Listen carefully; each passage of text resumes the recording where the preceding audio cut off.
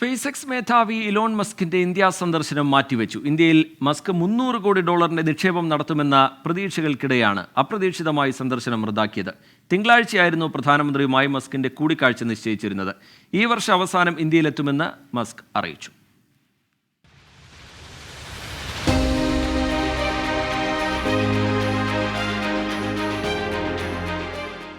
Indian പ്രധാനമന്ത്രി നരേന്ദ്രമോദിയുമായുള്ള കൂടിക്കാഴ്ചയ്ക്കായി കാത്തിരിക്കുന്നുവെന്ന് ഈ മാസം 10-ന് ഇലോൺ മസ്ക് എക്സിൽ കുറിച്ചതോടെ ആവേശത്തിലായിരുന്നു ഇന്ത്യൻ വ്യവസായ ലോകം.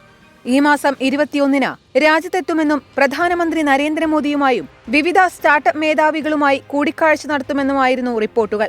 ടെസ്ലയുടെ ഇലക്ട്രിക് വാഹന പ്ലാന്റും സ്റ്റാർലിങ്കിന്റെ ഇന്ത്യ പ്രവേശനവും സംബന്ധിച്ച ചർച്ചകളായിരുന്നു ഇന്ത്യ സന്ദർശന വേളയിൽ മസ്കിന്റെ പ്രധാന അജണ്ട. മസ്കിന്റെ സന്ദർശനത്തിന് മുന്നോടിയായി 2 നയപ്രഖ്യാപനങ്ങളും കേന്ദ്ര സർക്കാർ നടത്തിയിരുന്നു. വൈദ്യുത വാഹന നിർമ്മാണത്തിനായി രാജ്യത്ത് $500 മില്യൺ നിക്ഷേപിക്കുകയും 3 വർഷത്തിനുള്ളിൽ നിർമ്മാണ യൂണിറ്റ് സ്ഥാപിക്കുകയും ചെയ്യുന്ന കമ്പനികൾക്ക് ഇറക്കുമതി തീരുവ കുറയ്ക്കുമെന്നായിരുന്നു ഒന്ന്. ബഹിരാകാശ മേഖലയിലെ പ്രത്യക്ഷ വിദേശ നിക്ഷേപവുമായി ബന്ധപ്പെട്ട ചട്ടമായിരുന്നു മറ്റൊന്ന്. മസ്കിന്റെ കമ്പനികളുടെ ഇന്ത്യ പ്രവേശനം ലളിതമാക്കുന്നതിനാണ് പ്രഖ്യാപനങ്ങളെന്ന വിലയിരുത്തലുമുണ്ടായിരുന്നു. മഹാരാഷ്ട്രയും തമിഴ്നാടും ഉൾപ്പെടെയുള്ള സംസ്ഥാനങ്ങൾ ടെസ്ല പ്ലാന്റിനായുള്ള കരുനീക്കങ്ങളും നടത്തിയിരുന്നു.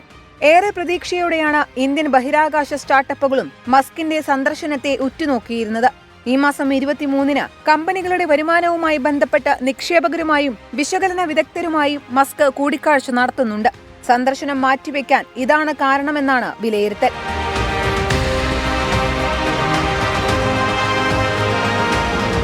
Business desk 24.